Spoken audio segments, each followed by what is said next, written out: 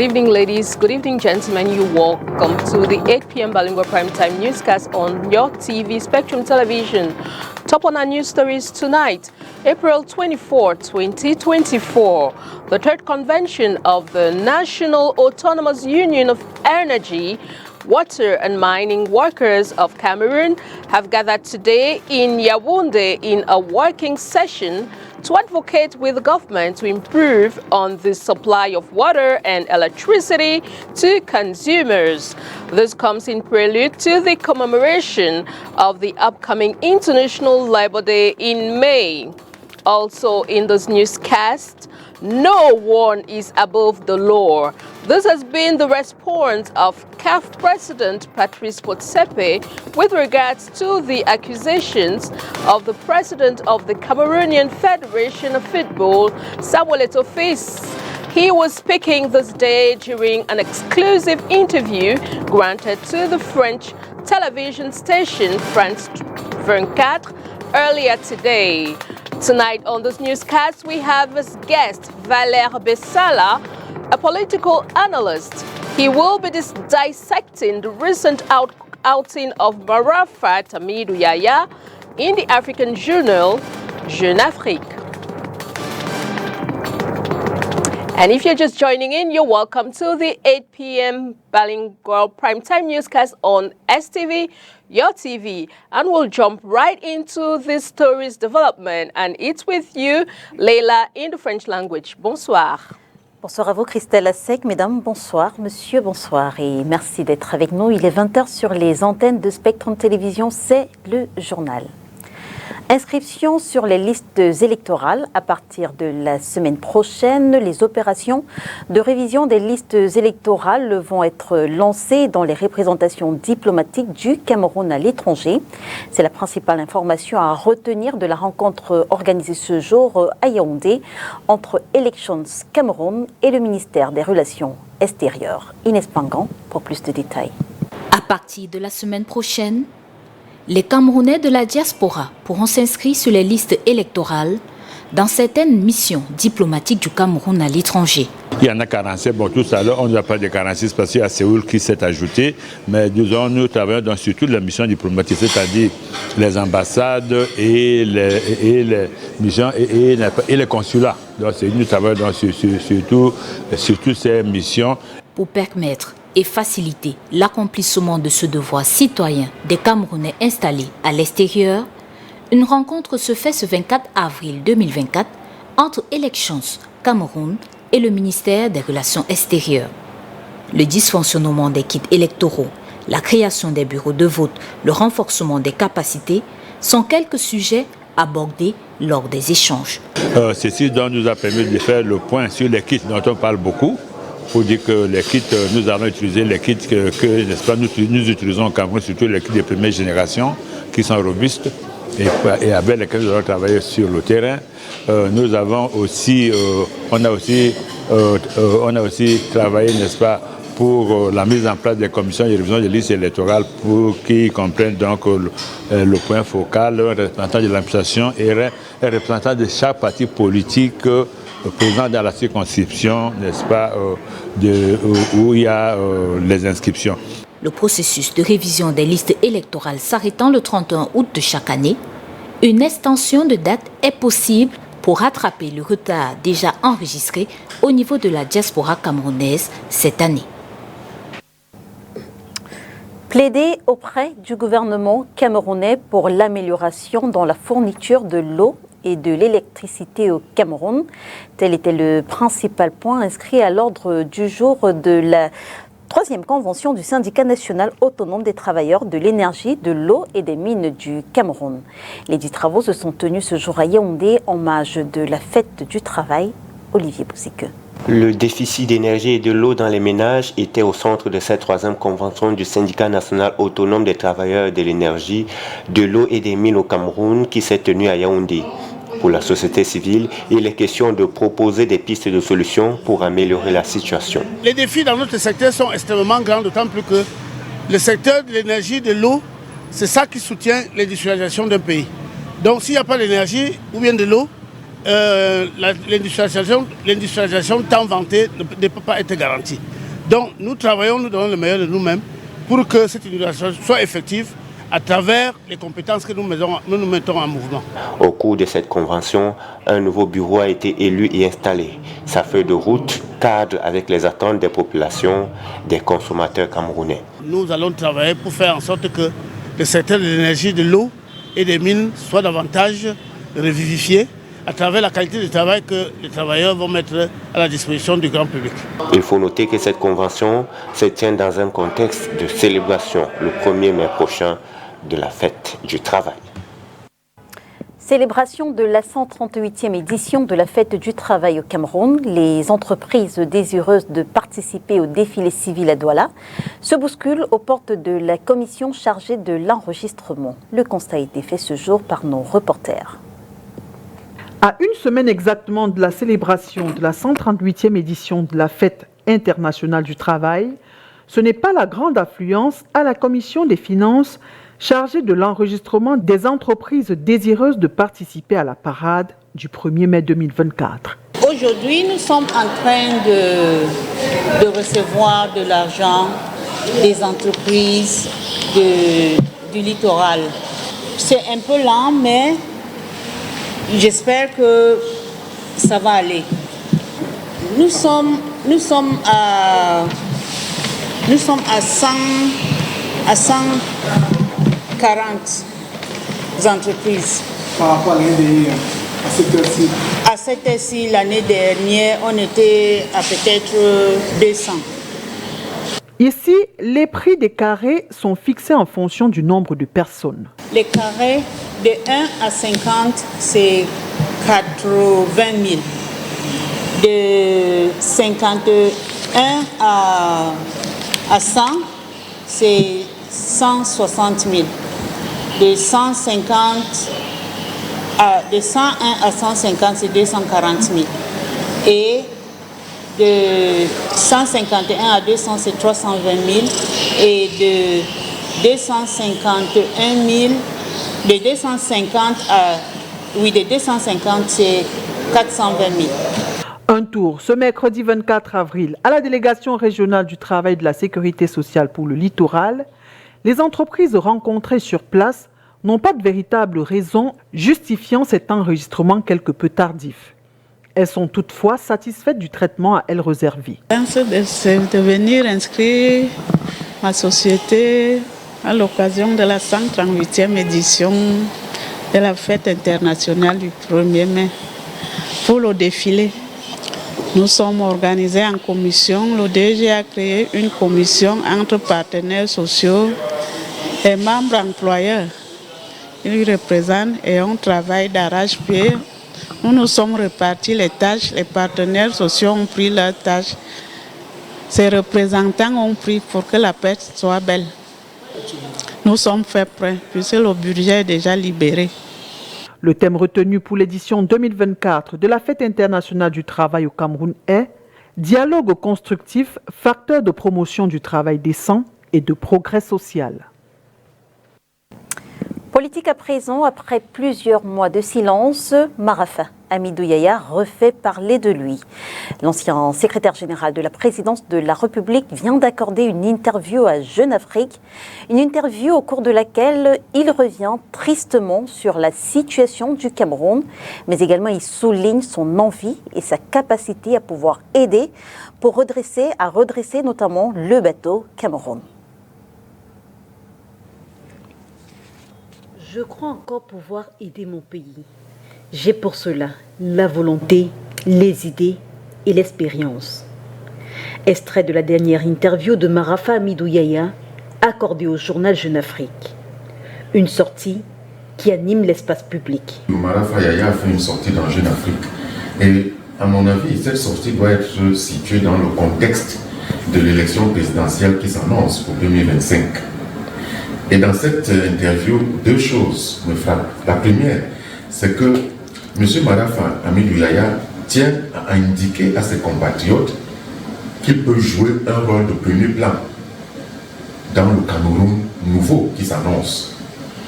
On enregistre donc ainsi une deuxième candidature à la candidature, après celle de l'ancien secrétaire général de la présidence, M. Edouard Titus, qui s'était dit disposé également à jouer un rôle de premier plan dans le changement qui arrive. Condamné à 25 ans de prison pour complicité intellectuelle de détournement d'argent public, l'ancien secrétaire général de la présidence de la République, enfermé depuis 2012, a une fois encore saisi l'occasion du micro tendu pour décrier les conditions dans lesquelles il est détenu, mais surtout le refus d'une évacuation sanitaire, chose qu'il réclame depuis quelque temps déjà. Celui qui décrit les travers de la justice s'étonne d'ailleurs d'être le seul encore détenu sur les 6 condamnés dans ce dossier. Morceau choisi, ainsi que l'illustre mon cas personnel et de multiples scandales récents, la justice est instrumentalisée au vu et au su de tous. Les anciens hommes du régime ont joué un rôle majeur pour façonner le Cameroun tel qu'il est aujourd'hui. Donc le Cameroun que M. Marafa décrit aujourd'hui est le Cameroun qu'il a lui-même contribué à bâtir. Parce qu'il faut-il le rappeler, il a été un très proche collaborateur du chef de l'État en tant que secrétaire général de la présidence et en tant que ministre de l'administration territoriale. Alors, pour que ces pontes-là jouent un rôle majeur dans le Cameroun à venir, je pense qu'il y a une étape transitoire vers laquelle nous devons passer. Ils doivent solder leurs comptes avec la République, avec leurs compatriotes. Ils doivent dire ce qu'ils ont fait. Ils doivent faire leur propre bilan dans leur participation à la construction du Cameroun qui martyrise les Camerounais aujourd'hui. Ils doivent faire leur propre bilan et faire leur mea culpa. Je pense que M. Marafa est peut-être dans cette direction, puisque dans son interview, il a parlé d'un processus de vérité, réconciliation et justice, je crois très bien. Notons que plusieurs autorités mondiales, dont l'ancien président français François Hollande, ont déjà appelé à la libération de Marafa Hamidou Yahya pour raison de santé. Et comme invité du journal ce soir, nous recevons le guide de Jouvence, Valère Bessala, revient notamment sur cette interview accordée par Marafa Hamidou Yahya, l'ancien secrétaire général de la présidence de la République, à nos confrères Jeune Afrique. Bonjour Monsieur Valère Bessala. Alors avec vous, j'aimerais qu'on analyse cette sortie de Marafa Hamidou Yahya, qui vient d'accorder une interview à Jeune Afrique. J'aimerais donc qu'on analyse cette sortie dans le contexte actuel. Il faut le dire, nous sommes à moins de 24 mois de la prochaine élection présidentielle et on observe, comme qui dirait, un frémissement sur la scène politique, campagne d'inscription massive sur les listes électorales, alliance entre certains partis de l'opposition. Le frémissement est tout à fait normal et je crois que la question qui porte sur l'ancien ministre secrétaire général de la présidence de la République, M. Marafa, aujourd'hui emprisonné, rentre justement dans le vent de ce frémissement. La première raison que l'on peut donner, c'est que la politique au Cameroun et les élections sont un grand moment de la nation. Et l'élection présidentielle est au Cameroun, pour les acteurs politiques principalement, un grand moment de marché politique. Pour ceux qui sont un peu plus sérieux, c'est l'occasion pour eux d'affirmer leur position au peuple camerounais. Et pour ceux qui sont moins sérieux, c'est l'occasion de faire de bonnes affaires, se faire connaître, augmenter leur célébrité et peut-être redevenir un peu plus intéressant sur le plan économique ou financier qui ne l'était avant l'élection. Bon, maintenant, il faut espérer que les coalitions dont vous parlez accouche vraiment de quelque chose d'important pour qu'on puisse avoir une opposition unie et solidaire le moment venu. Pour ce qui est de M. Marafa, je crois que il faut mettre sa sortie justement dans la logique du vieillissement du prince. C'est-à-dire qu'on a vu ce même mouvement de M. Marafa en 2017, début 2018, avant l'élection présidentielle 2018, où il a essayé de demander une évacuation, essayé de demander des mesures pour qu'il soit sorti de prison comme ses pairs avec lesquels il était entré en prison pour pratiquement les mêmes dossiers. Et on voit que cela se répète encore en 2024 pour des raisons sanitaires. On comprend très bien que la raison sanitaire devait être un prétexte pour lui, pour peut-être aller s'échauffer à l'extérieur et avec peut-être ses supports intérieurs, préparer déjà quelque chose, un appareil politique, une campagne, un dossier pour revenir en candidat.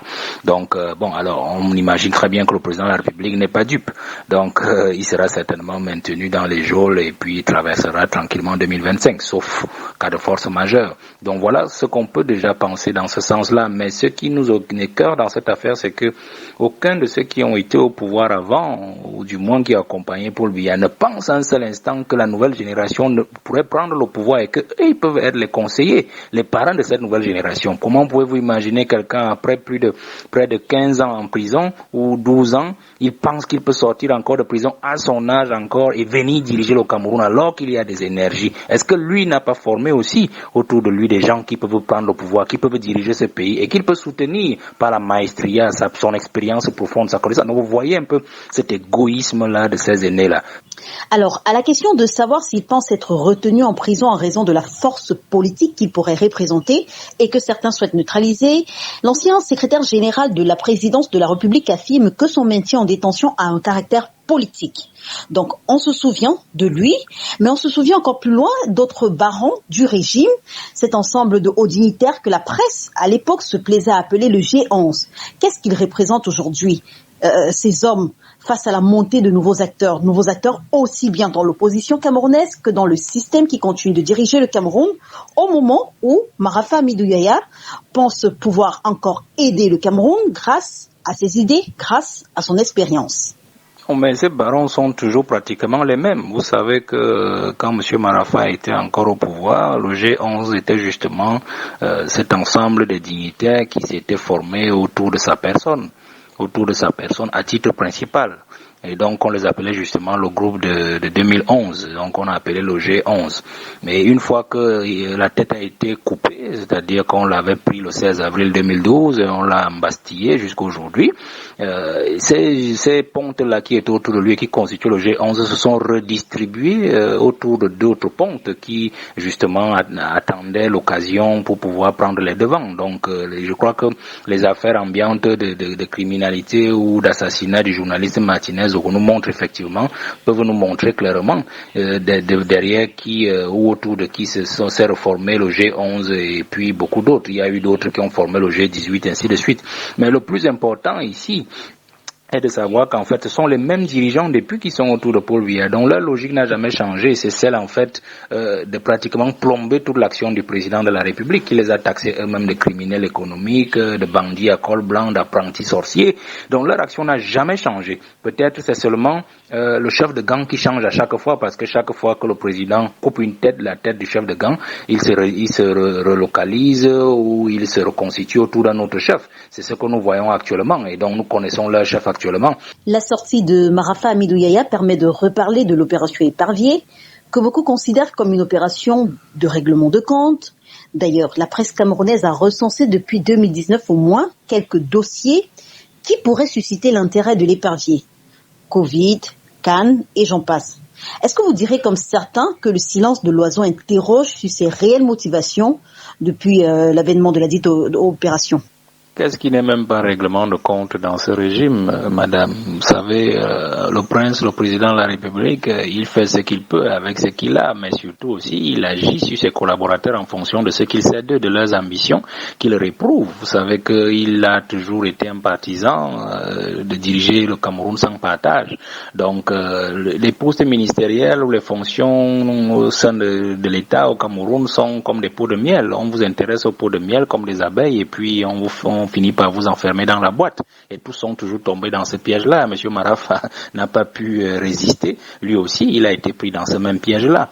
Donc, c'est comme si vous avez un président de la République qui tend un même piège identique à chaque fois à chacun de ses collaborateurs au sommet de l'État comme secrétaire général, ministre, et ainsi de suite.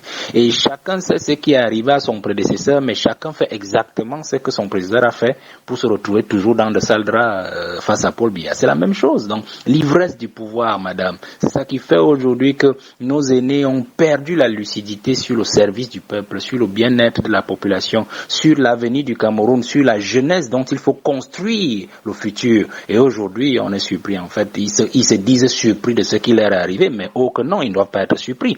Quand ils étaient nommés et qu'ils grimpaient les échelles du sommet jusqu'au sommet de l'État, ils savaient qui il servait, il savait ce que celui qui servait attendait d'eux, et il lui apportait satisfaction à chaque fois, même contre les intérêts du peuple. Ils ne peuvent pas dire aujourd'hui qu'ils ne savent pas ce qui leur arrive. Alors, dernière question pour sortir. L'ancien secrétaire général de la présidence dit craindre d'un durcissement de son régime d'incarcération après la publication de cette interview dans Jeune Afrique. Beaucoup ont parfois accusé les anciennes pontes du régime aujourd'hui incarcérées d'avoir leur part de responsabilité, aussi bien dans le système judiciaire que même responsabilité sur la façon dont les choses ont évolué au Cameroun de façon générale. Quel est votre avis sur la question ? Non, mais comment ils ne peuvent pas avoir leur propre responsabilité dans cette affaire ? Monsieur Marafa, quand il était ministre de l'administration territoriale et de la décentralisation, il était aussi en charge des prisons. Donc s'il avait été quelqu'un qui pouvait penser un seul instant qu'il ira en prison un jour, il aurait réaménagé les prisons pour peut-être penser un jour que lui-même il y serait à l'aise si jamais un jour on l'y envoyait, mais il ne s'imaginait même pas qu'il pourrait aller en prison. Away from politics, we now talk sports in this newscast, as you heard in our headlines. In an exclusive interview with the French television France 24, earlier today, the president of the Confederation of African Football, Patrice Motsepe, has rejected the accusation of the president of the Cameroonian Federation of Football, Samuel Eto'o, whom the CAF is defaming through an investigation for fixed matches. According to him, no one is above the law, as investigations are ongoing according to the rules of CAF, and bearing in mind with respect for the presumption of innocence. And that report puts an end to this edition of the bilingual newscast on your TV, Spectrum Television. Thanks for watching. See you again tomorrow with fresh news and more on your TV. Good night, Leila. Bonsoir à vous, Christelle Assec. Mesdames et messieurs, merci de nous avoir suivis. On se retrouve dès demain 20h sur les antennes de Spectrum Télévision, si, bien sûr, Dieu le veut. Bonsoir.